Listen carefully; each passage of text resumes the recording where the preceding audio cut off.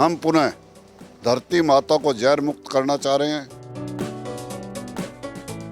पूरी जीपीसी व्यवस्था कर रही है एक पूरा समाधान किसान के लिए।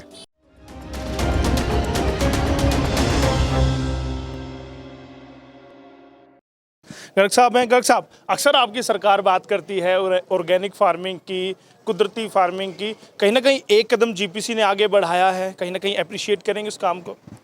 बिल्कुल करेंगे। हमारे देश के यशस्वी प्रधानमंत्री नरेंद्र मोदी जी ने देश की दशा और दिशा ही बदल दी। हम भारतीय संस्कृति से विमुख होते जा रहे थे, धरती माता से विमुख होते जा रहे थे, हमारी खेती से विमुख होते जा रहे थे और बढ़ क्या रहा था?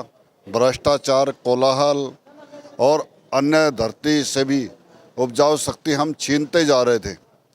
उसी के लिए हमारे देश के बजट के अंदर भी हमारे निर्मला सीतारमण जी ने एक बड़ी घोषणा की है बजट की।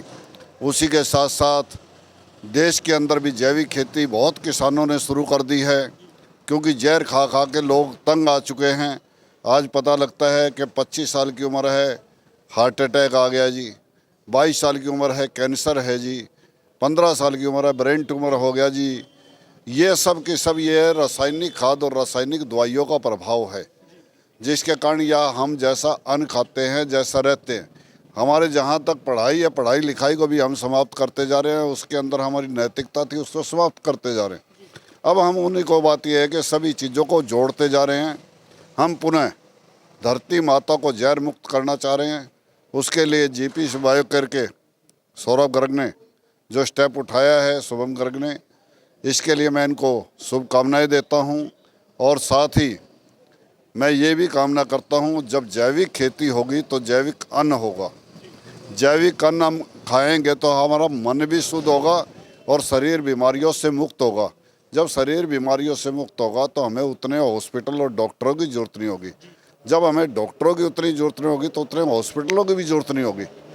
और इस तरह से देश के अंदर हमारी जो बीमारी के कारण से शरीर में कमज़ोरी आती है वो भी कम होगी और परेशानी भी कम होगी। हम निश्चित रूप से देश को भी तरक्की देंगे, अपने आप को भी तरक्की देंगे और समाज का भी भला कर पाएंगे।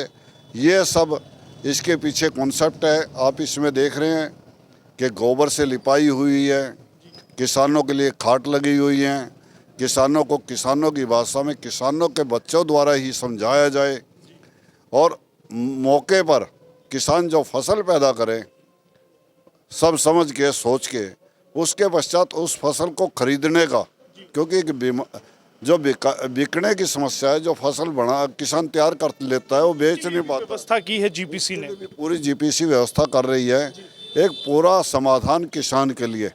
और उसमें फिर किसान को एक एकड़ में 50 से 60 हज़ार रुपये की एक साल में पूरा परिवार लग जाता है जब कमाई आती है।